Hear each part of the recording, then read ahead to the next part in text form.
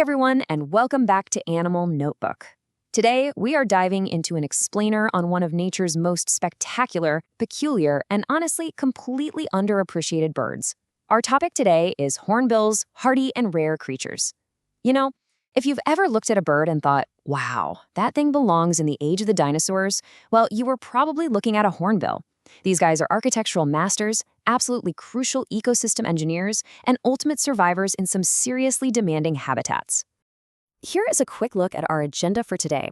We'll start by officially meeting the hornbill, looking at their bizarre anatomy and casques, their incredibly hardy nesting ritual, their role as farmers of the forest, their rare status in conservation, and finally, we'll wrap up with some frequently asked questions. All right, let's jump right into section 1, Meet the Hornbill. So, the hornbill family, scientifically known as Bucerodidae, is ancient. Their evolutionary history stretches back millions of years.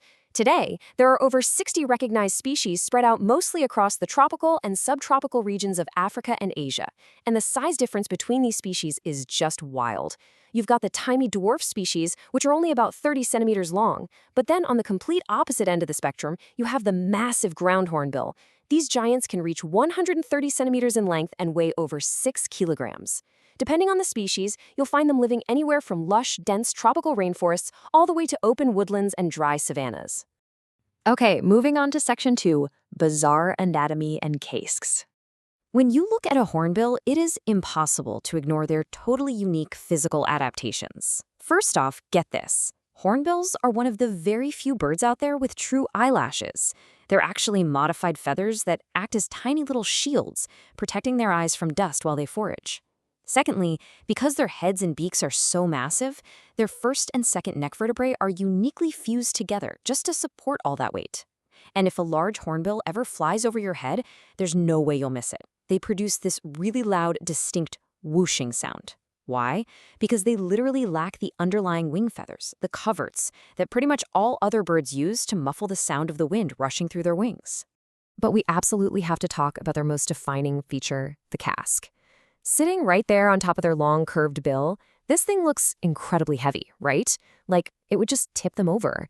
But for most species, it's actually surprisingly lightweight, made of a hollow, honeycomb-like bone structure. Researchers think it acts like a built-in amplifier for their loud calls and as a visual signal to attract mates. But sometimes it's straight up used as a weapon.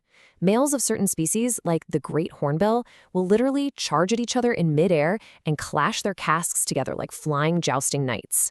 Which brings us to section 3, the hardy nesting ritual.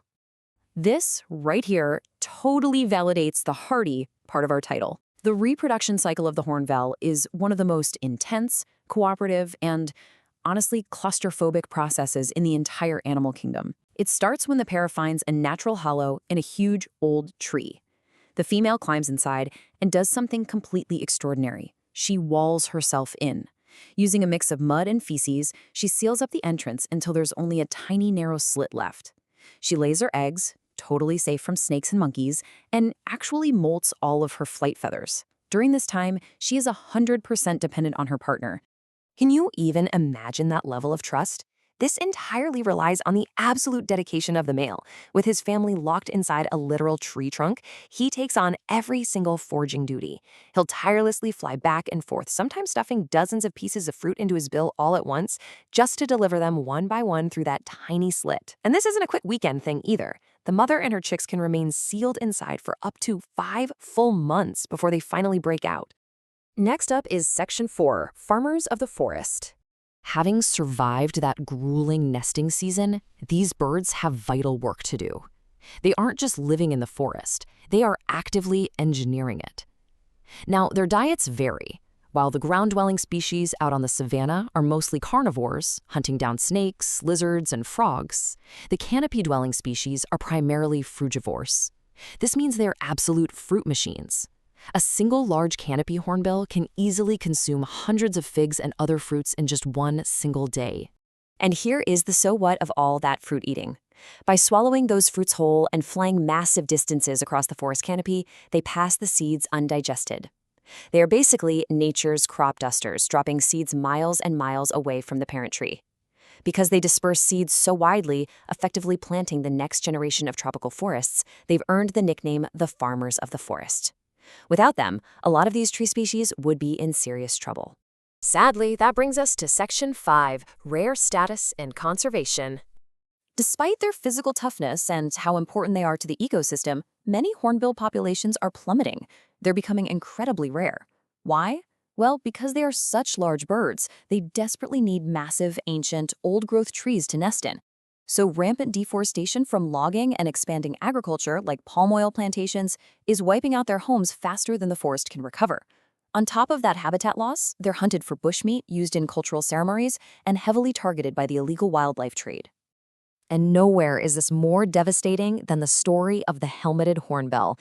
Remember how we said most casques are hollow? Well, the helmeted hornbill is the only bird in the world with a completely solid casque made of pure keratin. Tragically, this unique feature has painted a giant target on their backs. They're heavily poached and sold on the black market as red ivory. This brutal, relentless hunting has driven this spectacular species to being listed as critically endangered. Finally, let's pivot to Section 6, Frequently Asked Questions. To wrap up today's explainer on a slightly lighter note, let's fire through 4 of your most frequently asked questions. Question 1. Which hornbill is a famous movie character? If you watched a lot of animated movies in the 90s, you definitely know this one. Yep, Zazu, the incredibly anxious, rule-following royal advisor from Disney's The Lion King, is modeled directly on the red-billed hornbill. It's a very common species that you'll spot thriving out in the African savannas. All right, question 2. Do hornbills mate for life? Considering they spend 5 months relying entirely on each other during the nesting season, what are those social bonds actually like? The answer is absolutely yes. You can't fake that kind of teamwork. Raising chicks while the female is literally walled up inside a tree requires massive trust, which builds lifelong bonds. Most species are strictly monogamous and stick together year after year. FAQ number 3. Are hornbills intelligent? Given how complex their lives are, how much is really going on in those big heads of theirs? Oh, big time. They are highly intelligent birds. They show great problem-solving skills, but their real superpower is their memory. They act like giant flying GPS systems, mapping out and remembering the exact locations of scattered, seasonally fruiting trees across massive home ranges. And our final question for today's explainer, FAQ 4, how long do hornbills live? Assuming they avoid poachers and habitat loss, what's their natural lifespan? They are seriously long-lived creatures. The smaller species can stick around for about 15 years, while the massive ground hornbill can actually live for over 50 years. And that incredible fact leaves us with a final, really important question to think about today. What steps can we take right now to ensure that the ancient forests these magnificent creatures call home are still standing 50 years from now? Thanks so much for exploring this incredible topic with me here on Animal Notebook. Keep learning, stay curious, and I'll catch you in the next explainer.